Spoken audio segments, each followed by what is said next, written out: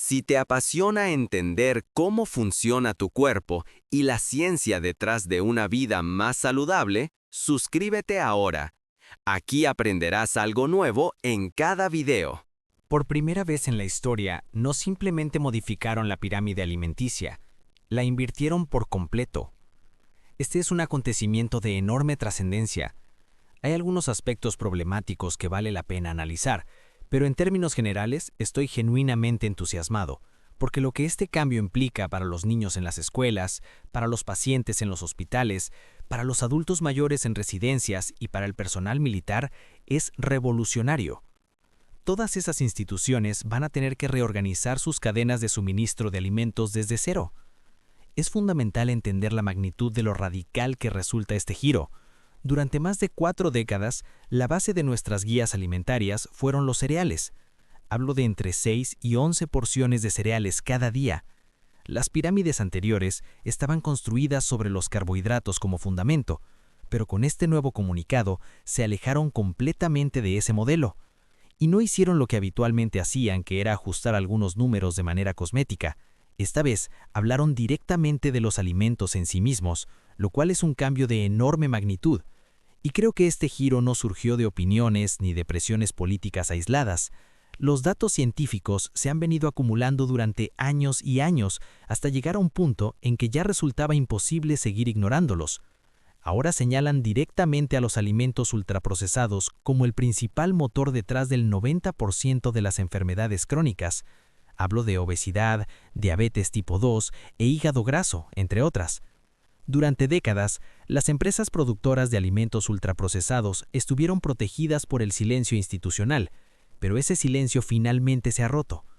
Ya no se trata de redacciones ambiguas diseñadas para que las cosas suenen saludables sin serlo. Hay afirmaciones verdaderamente contundentes en este documento, y colocaré un enlace más abajo para que puedas consultarlo directamente. Comparemos el modelo anterior con el nuevo. En el modelo antiguo se recomendaban de 6 a 11 porciones de carbohidratos al día, una cantidad descomunal de carbohidratos que el cuerpo convierte inevitablemente en azúcar. También se recomendaba reducir las grasas, mantener bajo el colesterol y limitar las grasas saturadas. Y por supuesto, todo giraba en torno a las calorías. Calorías que entran igual a calorías que salen. Ahora, lo que está en el centro de la discusión son los alimentos ultraprocesados, con un énfasis claro en los alimentos reales y en el aumento del consumo de proteínas, no de origen vegetal, sino proteínas de alta calidad, como la carne roja. La recomendación anterior de proteínas era de 0.8 gramos por kilogramo de peso corporal. Para una persona de 82 kilogramos, eso equivalía a apenas 65 gramos de proteína al día. Las nuevas recomendaciones elevan esa cifra entre 1.2 y 1.6 gramos por kilogramo de peso corporal. Para esa misma persona de 82 kilogramos, estamos hablando de entre 98 y 131 gramos de proteína diaria, frente a los 65 anteriores. Este es un cambio extraordinario, porque como sé por mi experiencia en este campo, una gran parte de la población tiene una deficiencia seria de proteínas de alta calidad, y solo esta modificación tendrá un impacto fundamental en la bioquímica corporal, en la regulación hormonal y en los niveles de azúcar en sangre.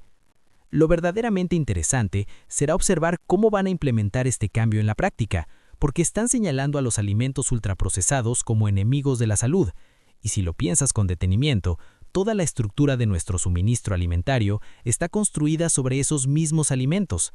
Las cadenas de distribución están diseñadas y optimizadas para llevar alimentos ultraprocesados a todos los rincones. Más del 50% de las calorías que consume la población provienen de alimentos ultraprocesados. No tengo claro cómo van a transformar esa realidad, pero ese es otro de los grandes desafíos que plantea la implementación de estas nuevas recomendaciones. Hemos estado operando durante décadas sobre la base de información incorrecta. El otro tema delicado que quiero señalar es el de las definiciones.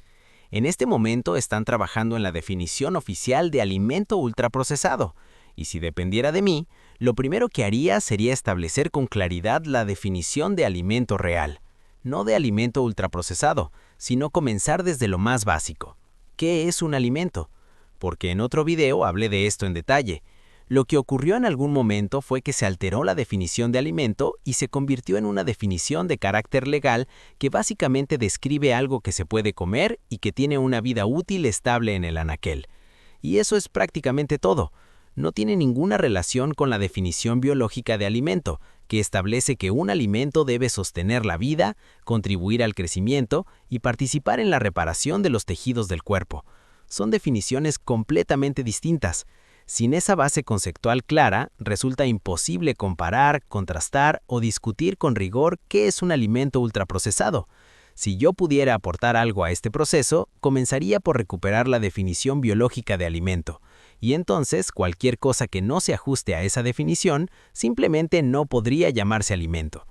Eso sería un cambio verdaderamente radical, porque generaría una conciencia colectiva enorme sobre lo que nos llevamos a la boca y haría que las personas se dieran cuenta de que hay una diferencia fundamental entre lo que es un alimento real y lo que simplemente es comestible, pero no puede sostener una vida saludable, no puede reparar el cuerpo y en última instancia lo que hace es generar enfermedad.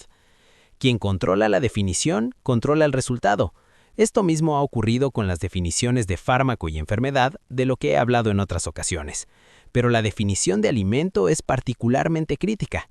Un alimento, en su sentido más genuino, es aquello que se consume para mantener la vida, promover el crecimiento y facilitar la reparación de los tejidos.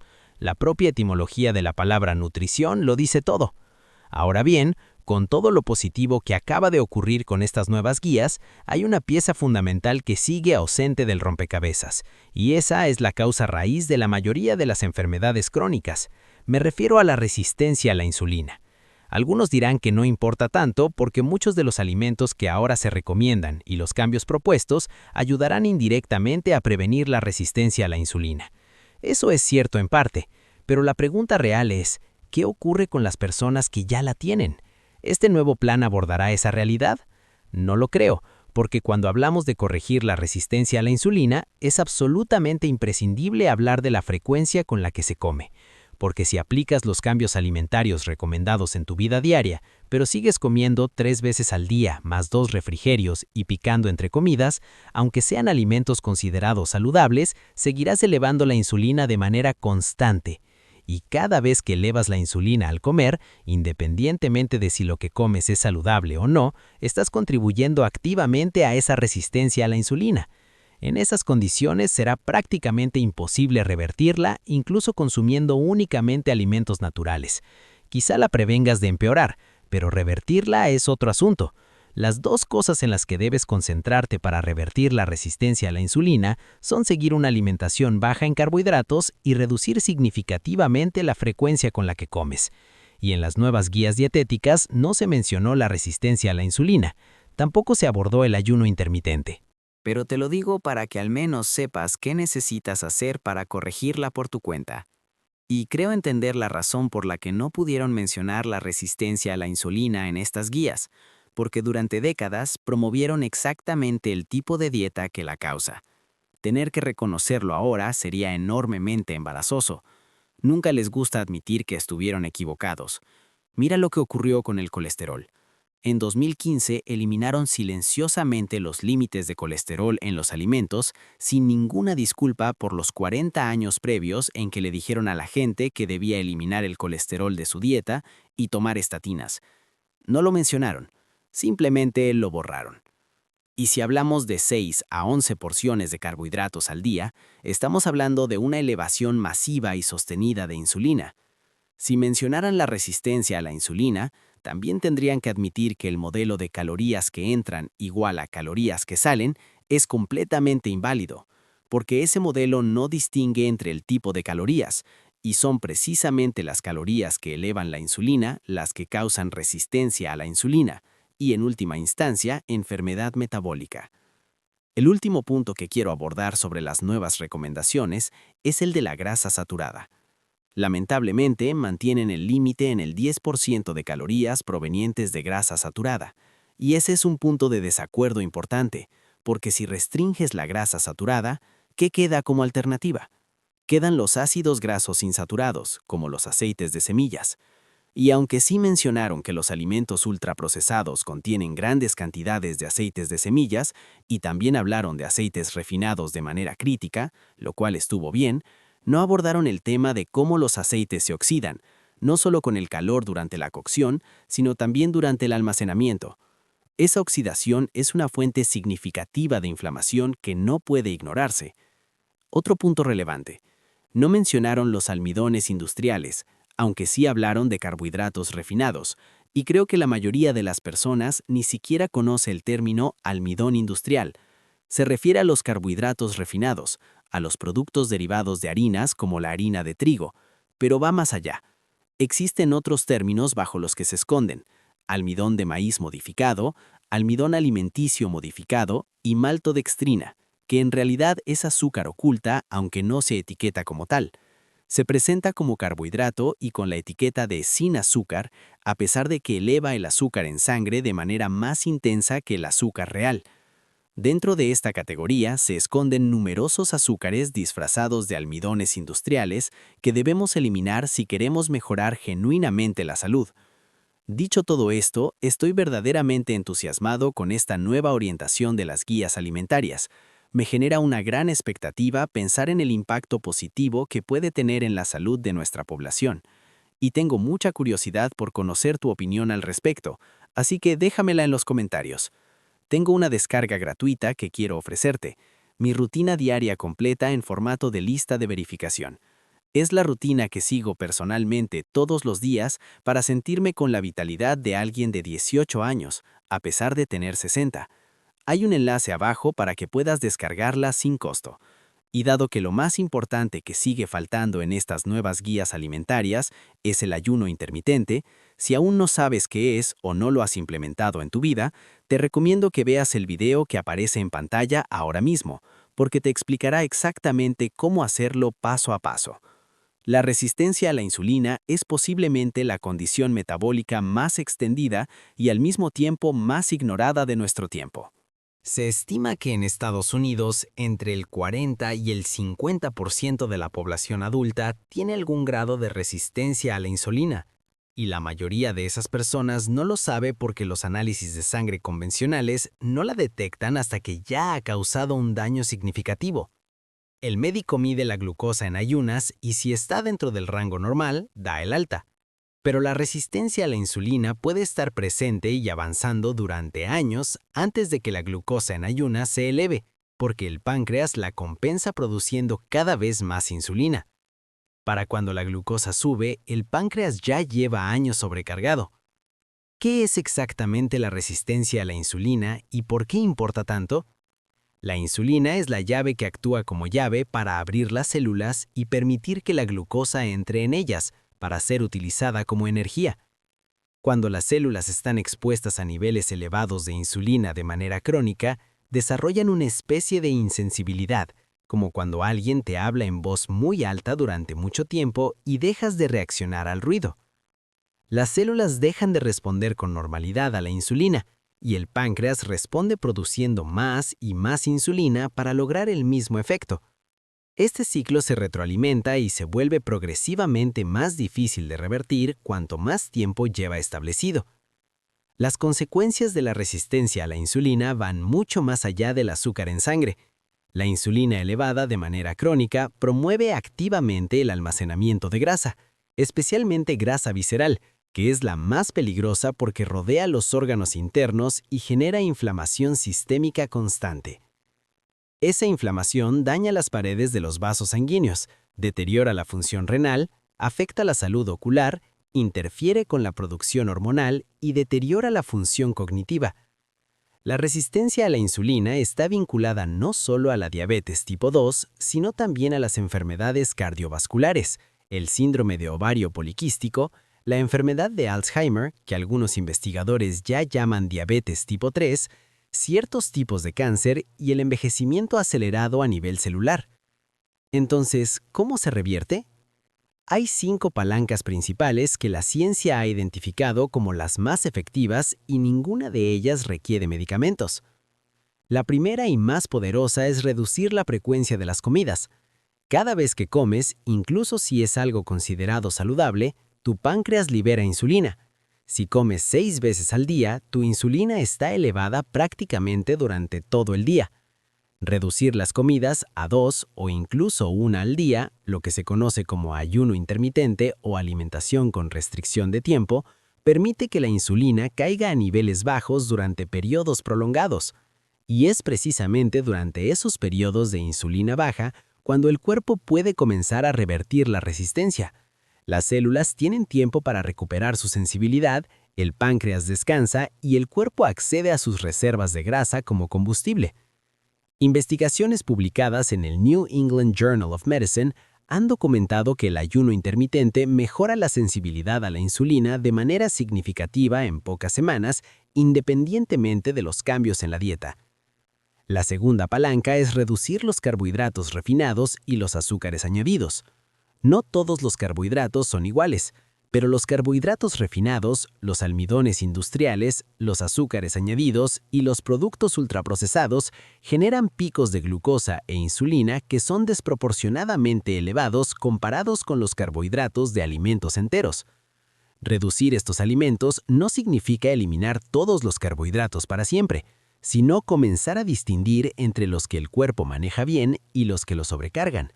Una alimentación con menos de 50 gramos de carbohidratos netos al día, lo que se conoce como dieta cetogénica, ha demostrado en múltiples ensayos clínicos ser la intervención más rápida y efectiva para reducir la insulina en ayunas y mejorar la sensibilidad celular.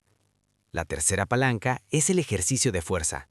El músculo es el tejido que consume la mayor cantidad de glucosa del cuerpo y es también el principal sitio de almacenamiento de glucógeno. Cuando entrenas con pesas o realizas ejercicios de resistencia, los músculos abren sus puertas para absorber glucosa de manera independiente a la insulina, a través de un mecanismo diferente que no requiere que la insulina esté presente. Esto significa que el ejercicio de fuerza reduce el azúcar en sangre de manera directa e inmediata, y con la práctica regular aumenta la masa muscular, lo que a su vez incrementa la capacidad del cuerpo para manejar la glucosa en el futuro. Estudios publicados en Diabetes Care han demostrado que apenas 8 semanas de entrenamiento de fuerza mejoran significativamente la sensibilidad a la insulina en personas con resistencia establecida. La cuarta palanca es el sueño de calidad. Como mencionamos anteriormente, apenas 4 noches de sueño insuficiente reducen la sensibilidad a la insulina en un 30%. El sueño no es un complemento del protocolo, es parte estructural del mismo. Durante el sueño profundo, el cuerpo regula activamente las hormonas del apetito y el metabolismo, reduce la inflamación y regenera los tejidos que la insulina elevada ha ido deteriorando. Priorizar entre 7 y 9 horas de sueño de calidad, con horarios consistentes y en un ambiente oscuro y fresco, es tan importante para revertir la resistencia a la insulina como cualquier cambio alimentario. La quinta palanca es la gestión del estrés crónico. El cortisol, que es la hormona del estrés, eleva directamente el azúcar en sangre porque prepara el cuerpo para la acción física. En situaciones de estrés agudo y breve, ese mecanismo es útil, pero cuando el estrés es crónico y el cortisol se mantiene elevado de manera sostenida, el azúcar en sangre permanece crónicamente alta y el páncreas tiene que seguir liberando insulina para compensarlo. Prácticas como caminar al aire libre, la respiración profunda, la meditación, el tiempo en la naturaleza y las relaciones sociales positivas no son lujos opcionales, sino herramientas terapéuticas reales con efectos documentados sobre el cortisol y la sensibilidad a la insulina. Hay además algunos alimentos y compuestos naturales que la investigación ha identificado como particularmente efectivos para mejorar la sensibilidad a la insulina. El vinagre de sidra de manzana, consumido antes de las comidas, ha demostrado en varios estudios pequeños reducir los picos de glucosa postprandial entre un 20 y un 35%. La canela de Ceilán contiene compuestos que imitan la acción de la insulina y mejoran la captación de glucosa por parte de las células musculares. El berberino, un compuesto presente en varias plantas medicinales, ha sido comparado en estudios con la metformina, el medicamento más recetado para diabetes tipo 2, con resultados similares en términos de reducción de glucosa e insulina en ayunas. El magnesio, del que la mayoría de la población tiene deficiencia, es un cofactor esencial en más de 300 reacciones enzimáticas, incluyendo las relacionadas con el metabolismo de la glucosa y la señalización de la insulina. Y los ácidos grasos omega 3 de origen marino, que como vimos en el protocolo de sardinas, se encuentran en niveles terapéuticos en el pescado azul, reducen la inflamación sistémica que deteriora los receptores de insulina y mejoran la fluidez de las membranas celulares, facilitando que la insulina pueda hacer su trabajo correctamente. Lo más importante que debes entender es esto. La resistencia a la insulina no es una sentencia de por vida. Es una condición reversible en la gran mayoría de los casos, siempre que se aborden las causas reales y no solo los síntomas. Las nuevas guías alimentarias representan un paso en la dirección correcta, pero el camino completo requiere entender que la frecuencia de las comidas importa tanto como su composición, que el músculo es tu mejor aliado metabólico, que el sueño es medicamento, y que el estrés crónico es tan dañino para el metabolismo como el azúcar. Cuando todas estas piezas trabajan juntas, el cuerpo tiene una capacidad extraordinaria de recuperarse, y los cambios pueden comenzar a sentirse en cuestión de días, no de años.